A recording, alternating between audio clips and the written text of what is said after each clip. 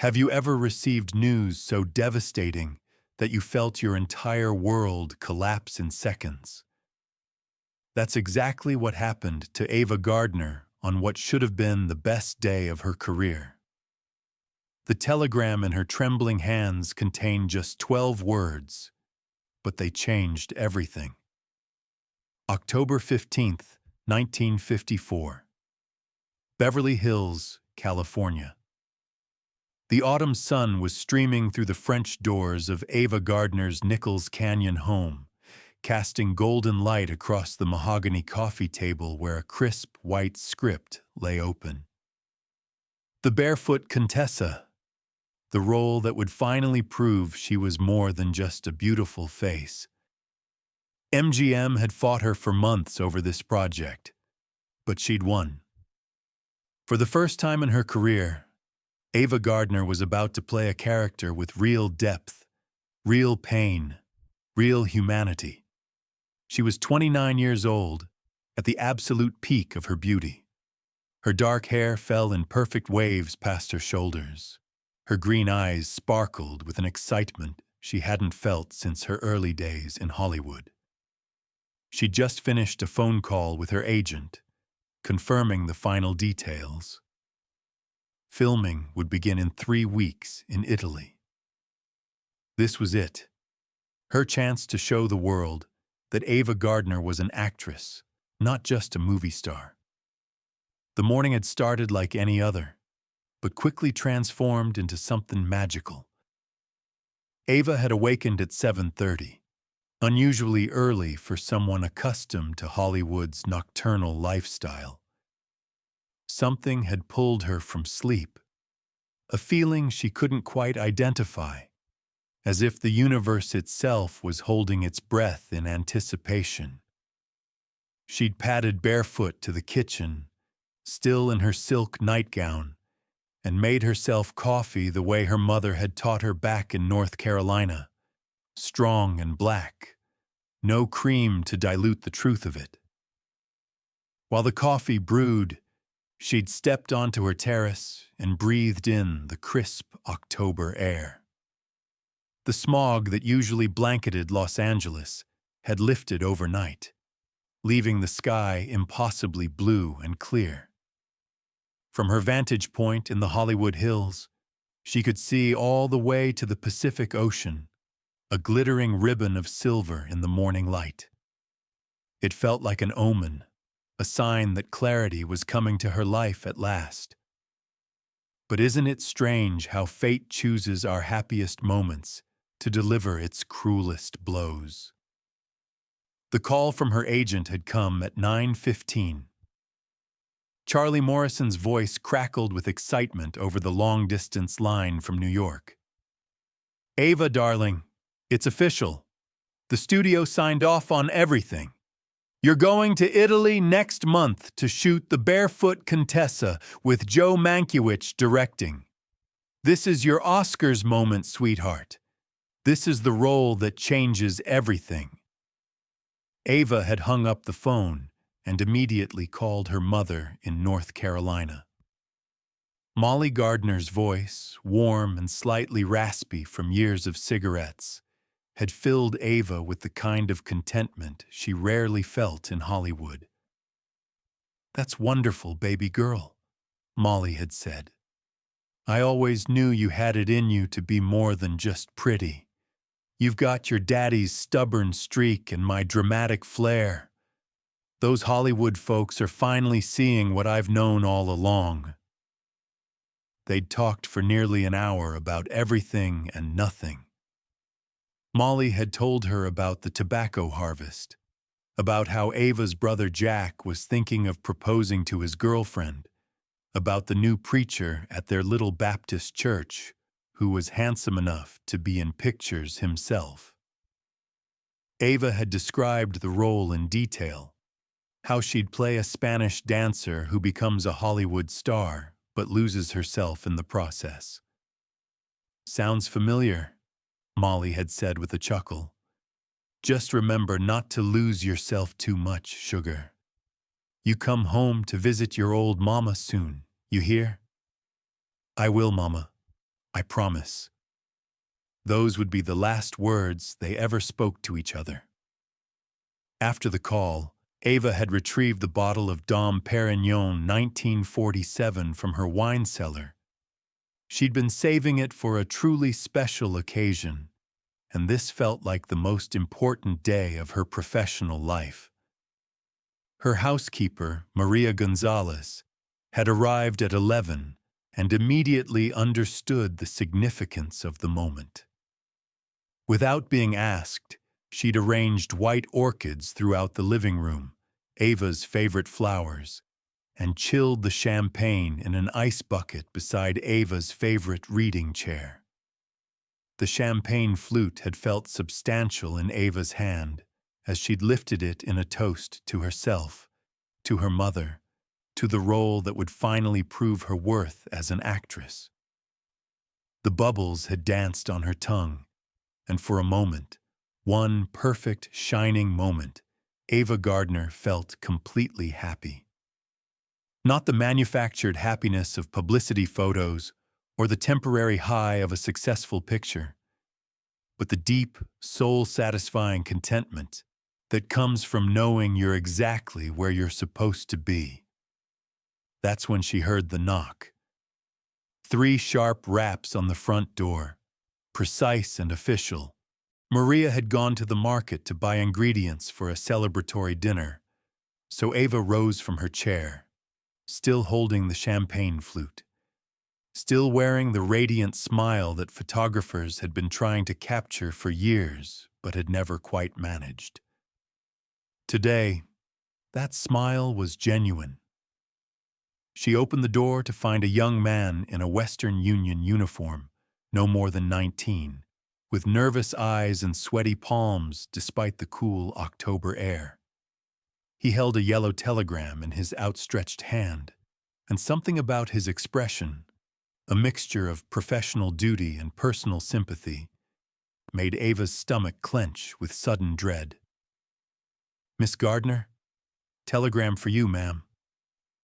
Ava's smile faltered slightly. In 1954, telegrams still carried weight, still meant something urgent enough that it couldn't wait for a letter or even a long-distance phone call. Who would send a telegram on such a perfect day? Her mother usually called when she had news from North Carolina. Her agent had just spoken to her. Frank. Well, Frank Sinatra was in New York, preparing for his own comeback after the career crisis that had nearly destroyed him, and they'd agreed to give each other space while they figured out their impossibly complicated relationship. "Thank you, dear." She took the telegram, automatically reaching for her purse to tip the young man. As she did, she noticed how his eyes widened slightly when he realized he was looking at the most beautiful woman in America. Any other day, she might have enjoyed that moment of recognition, might have given him a smile that would become a story he'd tell for decades. But something about the weight of the envelope in her hand killed any impulse toward performance. She closed the door and stood in her foyer for a moment, staring at the yellow Western Union envelope. Through the French doors, she could see the script for the Barefoot Contessa lying open on her coffee table, the champagne still bubbling in its bucket. Everything looked exactly as it had 5 minutes ago, but somehow the world felt different, as if the very air had grown thicker, more difficult to breathe. Ava tore open the envelope with trembling fingers she didn't realize were shaking. The telegram was from Dr. William Hartley, her mother's physician in Smithfield, North Carolina. 12 words that would haunt her forever. Molly Gardner suffered massive stroke. Stop. Come immediately. Stop. May not survive. Stop. The champagne flute slipped from Ava's fingers as if her nervous system had simply stopped working. It fell in slow motion, Or at least that's how she would remember it later. The crystal tumbling through the air, catching the afternoon light, shattering on the marble floor in a cascade of glass and golden wine. The sound echoed through the house like a gunshot, sharp and final. Molly, her mother, her anchor, the one person who had never asked anything of her except to be happy. The woman who had worked double shifts at the cotton mill to save enough money to send her youngest daughter to charm school in Atlanta, who had sacrificed her own dreams so that Ava could chase hers in Hollywood. You need to understand something about Ava Gardner that most people never knew. Something the fan magazines and gossip columnists never captured in their breathless coverage of her love affairs and career triumphs. Behind all that breathtaking beauty, behind the glamorous image and the tabloid headlines about her tumultuous relationships with Mickey Rooney and Frank Sinatra, was a girl who had never fully recovered from leaving her family's tobacco farm in North Carolina.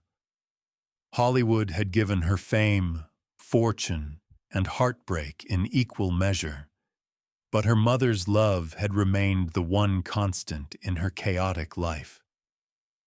When the studio heads treated her like an expensive commodity rather than a human being, when the press tore apart her personal life for public consumption, when her marriages crumbled under the weight of ego and infidelity, Molly Gardner's voice on the other end of a long-distance line had been the thing that kept Ava tethered to herself. Now that lifeline was gone. Ava sank to her knees among the broken glass, not feeling the sharp edges that bit into her skin through her silk dress. The telegram fluttered to the floor beside her, those 12 words burning into her memory like a brand. Massive stroke. May not survive. Come immediately. How could this be happening? Just 10 minutes ago, she'd been on top of the world. The Barefoot Contessa was going to change everything. She was finally going to prove that she could act, that she was more than just a beautiful face who'd gotten lucky in a Howard Hughes screen test. She was going to make her mother proud in a way that went beyond magazine covers and movie posters, proud in the way that mattered most, proud of who Ava was as an artist, as a person who had something meaningful to offer the world. And now, the phone. She had to call the airport. She had to get to North Carolina immediately. But as she tried to stand, her legs wouldn't support her. The shock was too overwhelming. The contrast between her joy and this devastating news too extreme for her mind to process.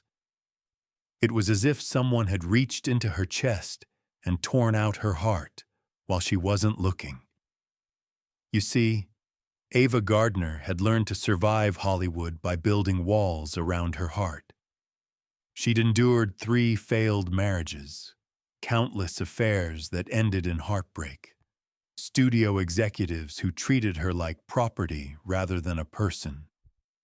She'd developed a reputation for being tough, independent, someone who could handle anything the cruel world of show business threw at her. The press called her a man-eater, a heartbreaker, a woman who took what she wanted and discarded the rest. But those walls crumbled the moment she read that telegram. Underneath all the Hollywood armor was still Lucy Johnson from Grabtown, North Carolina, a girl who loved her mama more than anything else in the world. 20 minutes later, Maria returned from the market to find her employer sitting on the floor surrounded by broken glass, mascara streaming down her cheeks in dark rivers, clutching a crumpled piece of yellow paper. The script for the Barefoot Contessa lay forgotten on the coffee table, no longer the symbol of triumph it had been that morning. "Dios mío, Miss Ava, what happened?" Are you hurt?" Ava looked up with eyes that had aged years in the span of reading 12 words. "My mother," she whispered, her voice barely audible. "I have to go home." Maria, who had worked for Ava for 3 years and had seen her through the worst days of her marriage to Frank, immediately understood the gravity of the situation. Without asking questions, she began making phone calls. To the airport, to Ava's manager, to her doctor for sedatives for the flight. Within an hour, Ava was packed and in a car heading to LAX, still wearing the same dress she'd put on to celebrate her career breakthrough. But here's what makes this story even more tragic. What reveals the impossible cruelty of timing that seemed to define so much of Ava Gardner's life. As Maria helped her to her feet and began arranging immediate travel to North Carolina, Ava couldn't stop thinking about the cosmic injustice of it all. Why today? Why on the day when everything was finally falling into place? She'd spent months fighting MGM for the right to take serious roles. The studio executives saw her as their beautiful cash cow, perfect for costume dramas and romantic comedies, but lacking the depth for serious dramatic work. They'd offered her the typical starlet parts, the devoted wife, the other woman, the beautiful decoration for more important male characters. When she'd pushed for better roles, they'd threatened to suspend her, to loan her out to Poverty Row Studios, to destroy her career entirely. "You're not an actress, Ava," Louis B. Mayer had told her during one particularly brutal meeting. "You're a movie star. There's a difference. Movie stars look beautiful and say their lines. Actresses, well, actresses need something you don't have." It had taken every ounce of her Southern pride not to slap him across his smug face. But she'd persisted, had fought for months to convince them to let her work with serious directors, to take on roles with substance. The Barefoot Contessa was her victory, her proof that she could be more than Hollywood's idea of her. And now she might lose the person whose approval mattered most before she could even begin filming. The flight to North Carolina felt endless. Ava sat in first class, hidden behind dark sunglasses and a wide-brimmed hat, trying to maintain her composure while her mind raced with memories. Her mother teaching her to cook cornbread in their tiny farmhouse kitchen, standing over her shoulder and guiding her hands as she mixed the batter.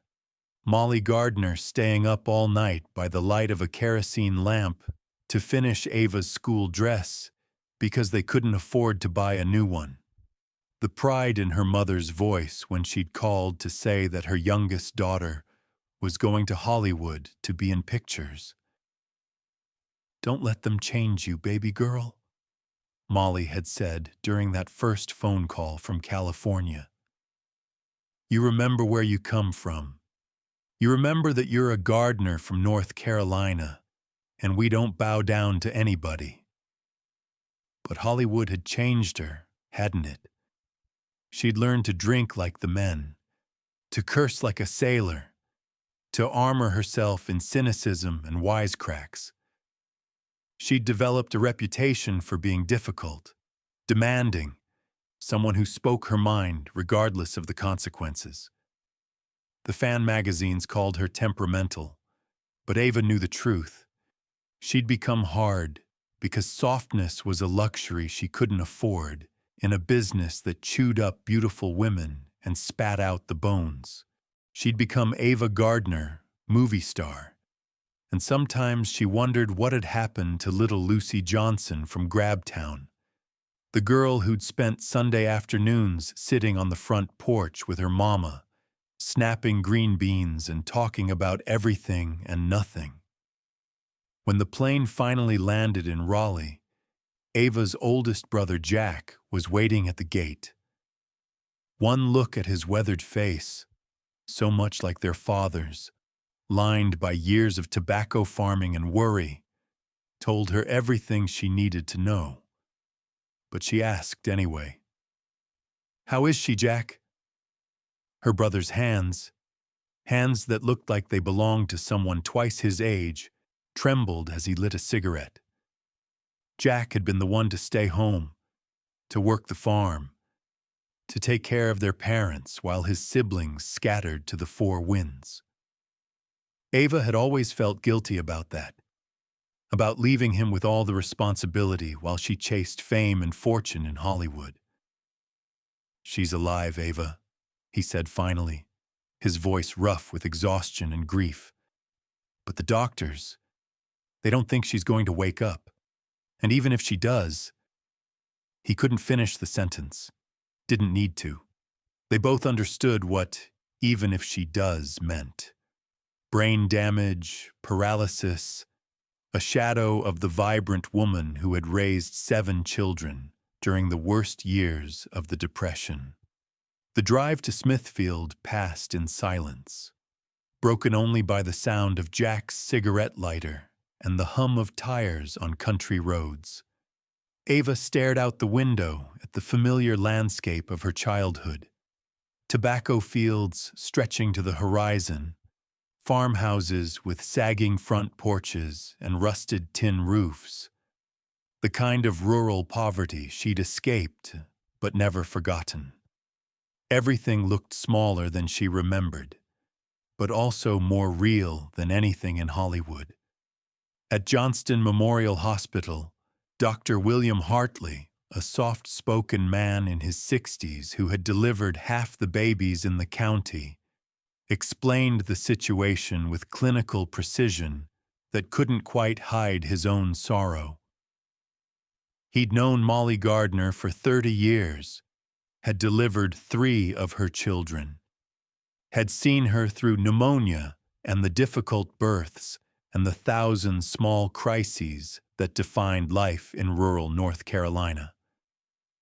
"Massive cerebral hemorrhage," he said, using words that sounded too big and medical for the small-town hospital, with its green linoleum floors and fluorescent lights that buzzed like angry insects. "She was hanging laundry when it happened. Your sister-in-law found her collapsed in the backyard about an hour later." Ava closed her eyes, picturing the scene. Her mother, strong and capable at 62, hanging sheets on the line behind the little white farmhouse, humming one of the hymns she'd learned as a girl. Molly Gardner had been hanging laundry for 40 years, had probably hung thousands of sheets and dresses and work shirts, her hands moving with the unconscious efficiency of long practice. And now those hands lay motionless on a hospital bed, connected to machines that beeped and hummed in the antiseptic silence. "What are her chances, doctor?" Ava asked, though part of her didn't want to know the answer. Dr. Hartley looked down at his clipboard, and Ava realized he was giving himself time to choose his words carefully. "If she survives the next 48 hours, there's a chance she might regain consciousness. But the damage..." "Mrs. Gardner, I have to be honest with you. Even in the best-case scenario, she wouldn't be the woman you remember. The woman you remember. As if her mother was already gone, already just a memory to be preserved and mourned." Ava sat beside her mother's bed for 3 days and 3 nights, holding her hand, talking to her about everything and nothing. The hospital staff tried to convince her to go home, to rest, to eat something more substantial than the crackers and coffee she'd been surviving on. But she couldn't leave. What if her mother woke up and she wasn't there? What if those were the last moments they would have together? She told Molly about the Barefoot Contessa, about how this role was going to change everything, about how she was finally going to prove that she could act. She talked about Frank Sinatra and their complicated relationship, about whether she should marry him or whether they were too much alike, too stubborn and proud and wounded to ever make each other truly happy. She reminisced about their childhood, about the games they'd played during the long summer evenings when the tobacco was growing, and there was nothing to do but sit on the front porch and watch the fireflies dance in the gathering dusk. She reminded her mother of the songs Molly used to sing while she did the washing, old ballads about love and loss that she'd learned from her own mother, songs that carried the history of their people through generations of hardship and hope. But Molly never responded, never opened her eyes, never squeezed Ava's hand the way she used to when Ava was little and afraid of thunderstorms. On the fourth day, something shifted. Maybe it was the way the morning light fell across her mother's face, highlighting the lines that spoke of 6 decades of laughter and worry and love. Maybe it was the realization that Hollywood was calling, literally calling, with increasingly frantic telegrams from MGM demanding to know when she would return to begin pre-production on the Barefoot Contessa. Or maybe it was the conversation she had with Dr. Hartley that morning, when he gently explained that they were reaching the point where decisions would have to be made about life support and long-term care facilities. Ava made a decision that would haunt her for the rest of her life. She would go back to Hollywood. She would make the Barefoot Contessa. Not because she didn't love her mother, God knew she loved her more than her own life, but because staying wouldn't bring her back. Molly Gardner was gone, even if her body continued to draw breath with the help of machines. And maybe, just maybe, creating something beautiful, something meaningful, might honor her mother's memory better than sitting helplessly beside a hospital bed, watching her fade away one labored breath at a time. The decision nearly destroyed her. When she kissed her mother's forehead goodbye and walked out of that hospital room, Ava Gardner felt something break inside her chest. Not her heart, exactly, but something deeper. Something that connected her to hope and joy and the possibility of uncomplicated happiness. She would live for 36 more years, would make dozens more movies, would love and lose and triumph and fail in ways both public and private. But she would never again feel the pure, uncomplicated contentment she'd experienced that October morning before the telegram arrived. The flight back to Los Angeles was a blur of whiskey and tears hidden behind dark glasses. When she arrived at LAX a week after leaving, Ava Gardner looked like a different person. The radiant joy was gone, replaced by something harder, more brittle, like beautiful crystal that had been cracked, but not quite shattered. The excitement about her career breakthrough had curdled into grim determination. She would make the movie. She would give the performance of her life. But the pure happiness she'd felt that October morning was gone forever. And here's the cruelest irony of all. The Barefoot Contessa became the role that proved Ava Gardner could act. Critics praised her portrayal of Maria Vargas, a Spanish dancer who becomes a Hollywood star but loses herself in the process, noting the authentic pain in her eyes, the way she captured the loneliness of someone who had everything the world could offer, but had lost what mattered most. Miss Gardner has never been better, wrote Bosley Crowther in the New York Times. She brings a tragic depth to the role that suggests reserves of talent we never suspected.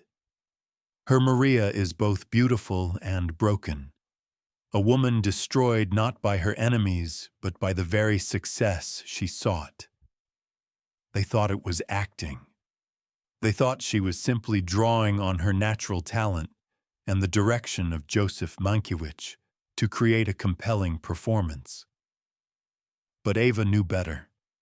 Every scene, every line, every moment of anguish on screen came from a real place. The place where a telegram with 12 words had shattered her world on what should have been the happiest day of her career. When she spoke Maria's final lines about the price of beauty and fame, she was speaking from her own broken heart. When she portrayed a woman who had gained the world but lost her soul, she was drawing from her own devastating experience of success that came too late. Triumph that turned to ash in her mouth. Molly Gardner died 6 months later, while Ava was in Spain finishing post-production on the film. She never regained consciousness, never got to see her daughter's greatest performance, never knew that her youngest child had finally proven herself as a serious actress. Ava received the news via another telegram, this one from Jack. 5 words that ended a chapter of her life. Mama passed peacefully this morning stop. She was alone in her hotel room in Madrid when she read those words. Alone except for a bottle of Spanish brandy and the crushing weight of grief that felt like it might literally stop her heart. She didn't cry, couldn't cry somehow. Instead, she sat by the window and watched the sun set over the red-tiled roofs of the ancient city, thinking about how her mother would never see her in the Barefoot Contessa, would never know that all those years of sacrifice and support had finally paid off. Ava never kept champagne in her house again. The sight of bubbles rising in a crystal flute reminded her too much of that perfect October morning when the world had been full of possibility and her mother's voice had been just a phone call away. And whenever reporters asked her about the Barefoot Contessa, about the performance that many consider her finest work, she would simply say, "Some roles cost more than others." But she never told them the real cost. Never explained how success could taste like ashes when the person you most wanted to share it with was gone. Never revealed that her most acclaimed performance came from the deepest grief she'd ever known. That every moment of Maria's pain was drawn from her own irreparable loss. Because that's the thing about life, isn't it? Our greatest triumphs and our deepest sorrows often arrive hand in hand, wrapped at the same moment, delivered by the same knock on the door. The universe doesn't care about timing, doesn't pause to let us savor our victories before delivering our defeats. It simply unfolds according to its own mysterious logic, leaving us to find meaning in the chaos, to create art from our anguish, to honor our losses by continuing to live and love and work despite the pain. Ava Gardner learned that lesson on October 15, 1954, when 12 words in a telegram taught her that happiness is always borrowed, never owned, and the price of having everything you've ever wanted might be losing what you can never replace. She carried that knowledge with her for the rest of her life, wore it like invisible jewelry that only she could feel, a reminder of the day when fate chose her moment of greatest joy to deliver its cruelest blow. And maybe that's why her performance in the Barefoot Contessa remains so powerful, so heartbreakingly authentic, decades after her death. Because it wasn't really a performance at all.